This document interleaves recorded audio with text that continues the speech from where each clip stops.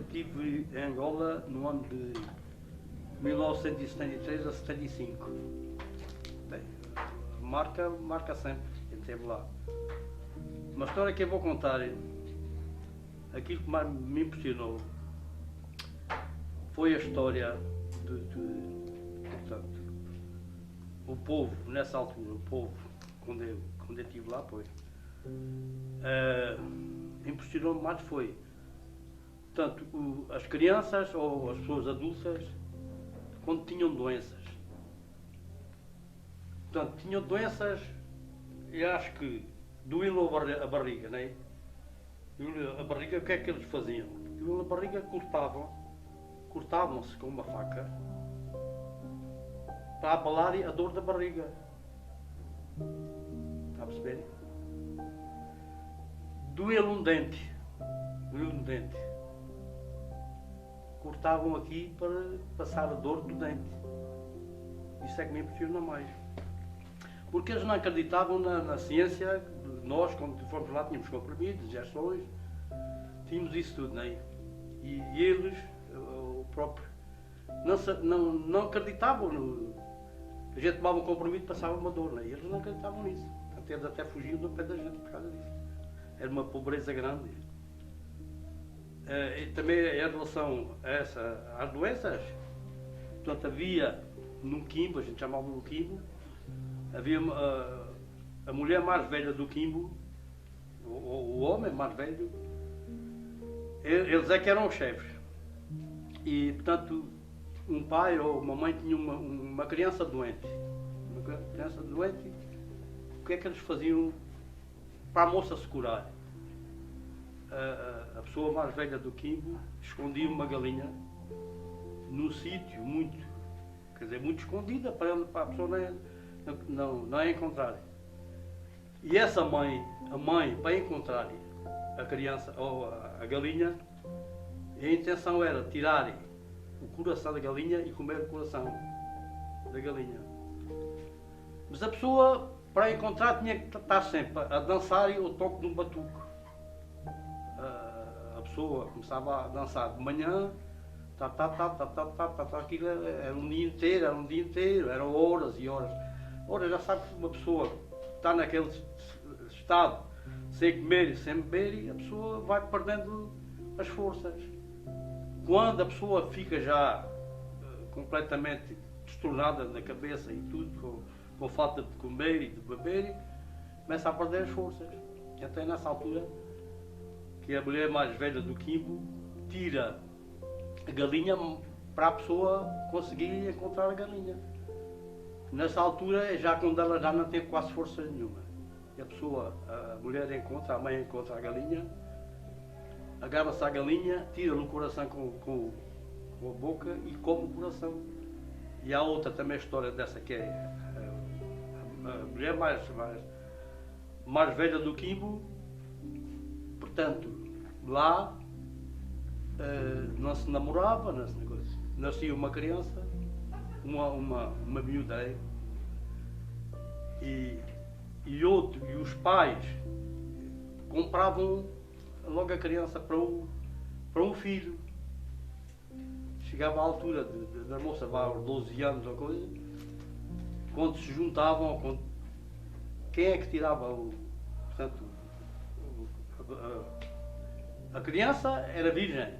Para tirar a virgindade da criança, a mulher mais velha do quimbo é que tirava com os dedos e coisa. E depois aí fazia-se a transição, dava uma ovelha daquilo, não havia ovelha, não sei o que é que eles faziam, qual era a intenção. Não pagavam em dinheiro, pagavam em comida, qualquer coisa. Isso, deixa-me impressionar. Guerra, eu era radiografista. Portanto, não entrava na guerra, não é? Mas aquilo na guerra, naquela zona lá, estava. Ora, aquilo era a fronteira da Zâmbia, mesmo à fronteira. Era um sítio que chamavam as terras do fim do mundo. Aquilo sofria-se mais, era mais psicologicamente da gente, porque nessa altura havia lá um sargento que era até alentejano, e até me disse muitas vezes que aquilo era mais. Era uma coisa de dinheiro, não sei, quer dizer, pelo menos aquilo que ele me contou. Porque havia lá muita gente, chamava de turra, aqueles que, pois para mim não eram turras, portanto eles estavam na terra dele, nós é que fomos para lá, mas fomos para lá, mas não fomos nós que quisemos ir para lá, a gente fomos obrigados a ir. E ele disse que aqui havia negócios, não, que havia negócios que muitas vezes acontecia.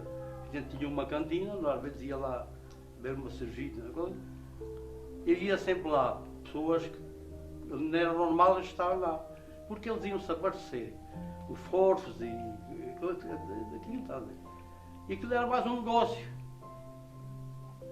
O sargento é que me disse, isto aqui é só um negócio, quem ganha com isto são os grandes, nós é que andamos aqui.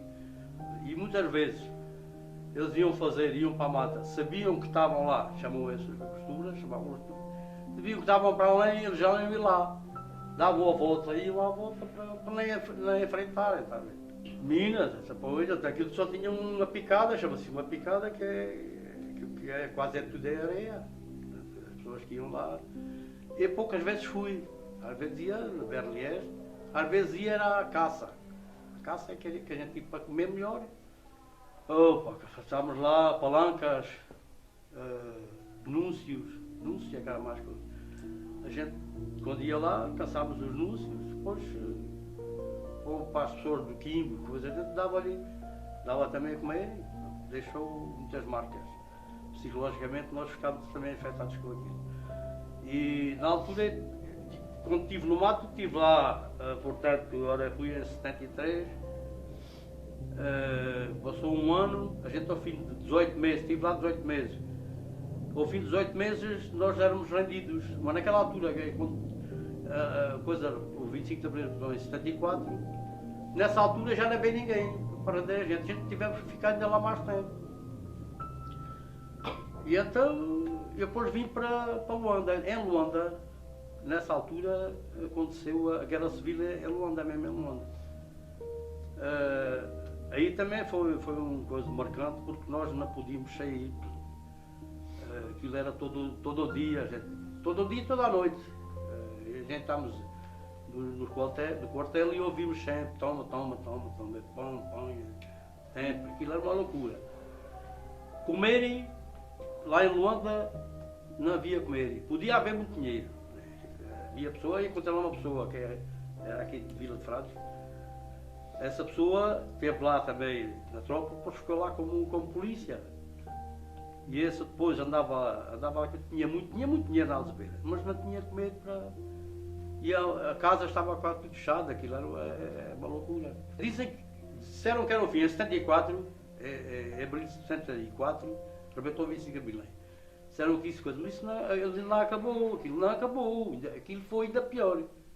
Nessa altura de 74, eu vim em janeiro de 75.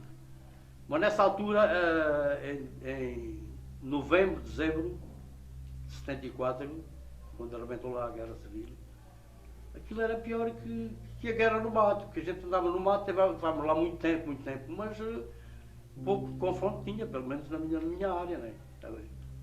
E aquilo, pronto, isso marcou-me muito. Você esteve aqui quanto tempo antes de ir para o ultramar? Portanto, assentou para a onde? Em Beja. Depois de Beja fui para o Porto. Só onde havia os radiografistas era no Porto. Lá no Porto tive 9 meses de especialidade, 9 meses, com mais 3 e 12 meses. No ultramar tive 22 meses. Só gostei também quando nós recebemos o gosto para a gente vir embora, de lá de onde eu estava até Luanda, levei só 8 dias de Berlier, dias e noites. Mas aí já nós vimos para... Angola é um país muito grande. Está muito grande. É maior de 18 vezes Portugal. Portanto, isto é... Só do lado dessa zona onde eu estava, chama-se Nova Riquinha. De lá até Luanda, eu digo que nunca mais chegámos cá a Luanda. Era noite e dia. Mas é uma companhia, acho que, pronto, o meu capitão disse-me que cada povoação que nós passássemos eles já estavam alertados que nós íamos passar lá, portanto, para não haver, para não se meterem com a gente, para não coisa. Então, íamos passando por elas e vamos embora. Olha, a primeira sensação foi logo quando eu fui de avião, não fui de barco. Fui de avião quando a gente estava daqui, acho que foi em fevereiro, acho que foi, não me lembro, aqui estava frio. Foi em fevereiro, foi na altura do carnaval e foi. Aqui já estava frio. E chegamos lá, quando o avião começa a descer, por coisa, se nós íamos coisa, tivemos logo que tirar a fapela toda. Aquilo muito quente. Chegámos lá, aquilo é que tomar Cuba toda. Só o grafanito, chama-se aquilo grafanito. Era um dia lá, tudo lá caía lá. E depois eram os mosquitos. De noite ainda se podia estar lá com mosquitos. Aquilo era uma loucura lá em pessoas. Soldados, aquilo era uma loucura. Isso é que me impressionou mais, com o clima em si. O clima só tem lá duas coisas, que é o verão e é o das chuvas. E aquilo, mosquitos, também está. As pessoas, portanto, em princípio, lá em Luanda, pouca gente conheceu as pessoas, mas eu pressentia que, mesmo a própria população, havia medo. Não era coisa. Aquilo andava. E lá na mata, pela população, aquilo vocês veem aí o coisa o Quimba, a gente chamava o Quimba, aquilo pronto. Aquilo é uma loucura também. Não sei como é que as pessoas lá conseguiam viver, aquilo é uma coisa impressionante. Eu acho que aquilo era deles. Aquilo era deles. E nós não tínhamos nada aqui por lá. Portanto, mas isso é politicamente gato. A perceber. Portanto, achou que era uma guerra injusta, é isso? Claro, logicamente, ainda por cima tiraram a nossa juventude, e eu fui para a tropa, é novo, com 20 anos, e a juventude tive até aos 24 anos, ou 25, 20 lá, a juventude perdia toda, que diz os meus colegas todos.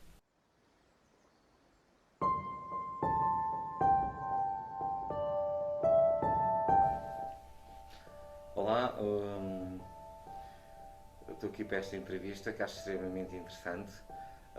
O meu pai esteve na Guerra do Ultramar entre os anos de 69 e 72. Esteve em Angola, em Bessa Monteiro. Não quero relatar aqui histórias que sejam muito tristes. Acho que vou pelo menos relatar uma história, ou pelo menos duas, que à partida eram bem dispostas. Porque eu nasci em 73, já ele tinha vindo do ultramar e durante muito tempo nunca me apercebi do que era realmente ter estado numa guerra, que o meu pai tivesse estado numa guerra, porque não tinha idade suficiente, mas a partir dos 4, 5 anos ia investigar os álbuns de fotografias durante esse período. Eu questionava-me, porque não se falava lá em casa em relação a este tipo de situação, e questionava-me, e principalmente quando encontrei um álbum e quando vi o meu pai com N crianças de Angola agarrado ao peito, à sua volta, e eu pensei assim, perguntei, mas afinal, quem é esta gente? E o meu pai dizia-me sempre, os seus irmãos. Irmãos? Então, mas eu sou filho único. E achava muito curioso. E depois, a partir, quando comecei a ter mais idade, achei extremamente curioso a forma como ele contava e como os soldados portugueses contavam no quartel e em relação à parte humana, em que nós estávamos em guerra com as nossas ex-colónias naquela altura, e uma coisa que eu achei surpreendente era que, por exemplo, quer o meu pai, quer os outros colegas todos, não sei se chamam colegas, camaradas, chamem-lhe o que quiser, em relação a isso, estavam sempre disponíveis para tirar comida da cantina e muitas das vezes abdicaram de ter a sua própria alimentação, porque havia N crianças que apareciam com latinhas, muito pequeninos, com latinhas à volta deles para pedir comida. E acho que isto, uma situação em que estamos em guerra contra outro país, e ao mesmo tempo o soldado português era extremamente humanitário. Eu percebi isso e achei que foi extremamente importante para as crianças. Tenho outras situações engraçadas que, por exemplo, eu lembro-me de ter em casa uma granada. Eu tentei abrir a granada montes de vezes e tentar atirá-la contra as paredes e aquilo nunca arrebentava, que tinha assim uma recordação que ele tinha trazido. Outras coisas que eu me lembro, talvez menos engraçadas, lembro-me profundamente também de muitas vezes o meu pai acordar a gritar durante a noite. Eu não percebia porquê, também era uma criança, e só mais tarde é que foi explicado. Há uma fotografia que tenho num dos álbuns dele armado em herói, com uma grande jiboia colocada ao pescoço, e eu perguntava sempre assim: pai, e foste tu que mataste? Claro que sim, matei-a e coloquei ao pescoço, era um troféu.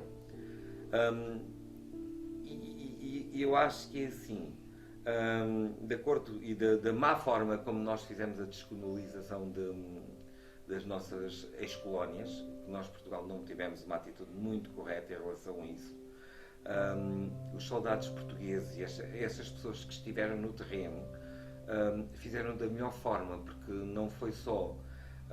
fizeram de uma forma pedagógica, independentemente de acordo com aquilo que estava, pelo que eu percebi, institucionalizado pelo Estado português da altura, porque ainda estávamos nas vésperas da Revolução do 25 de Abril. As pessoas, os portugueses, foram extremamente humanitários, humanos, em relação às diferentes colónias onde estavam a desenvolver aqueles trabalhos que lhes foram solicitados, não solicitados, obrigados. Outra imagem que eu tenho também gravada, que também achei imensa graça, que o meu pai dizia que tinha vindo num paquete que se chamava Vera Cruz. E passado não sei quantos anos, ele teve a oportunidade de me levar a Sines, e o paquete Vera Cruz estava a servir de, acho que era hotel-restaurante, não me lembro muito bem, sou sincero, e depois deu para me explicar como é que eles viviam, por exemplo, quando fizeram as duas travessias, uma para lá e outra para cá.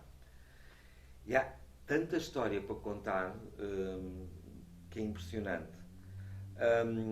Uma coisa que eu também, isto pessoalmente e muito sinceramente, isto da opinião também a nível familiar, quer da minha mãe, quer da parte da minha avó, mãe do meu pai.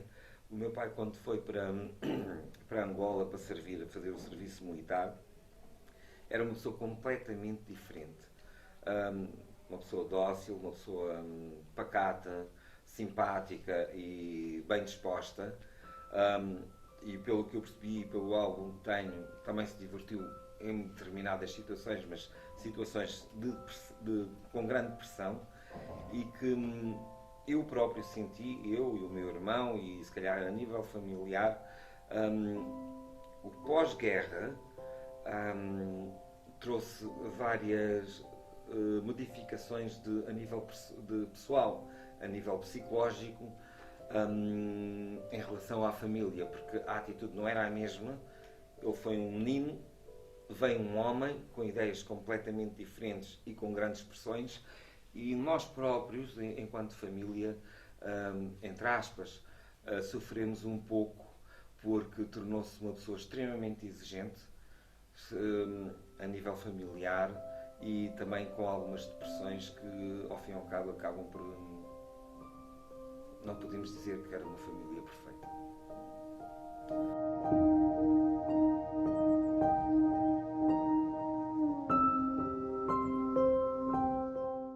Então, o meu avô esteve na guerra, na Guiné-Bissau, teve desde 1962 até 1965, e o que só via lá em casa dele a falar eram só histórias agradáveis, porque aquilo que era mais negativo ele não queria contar aos netos.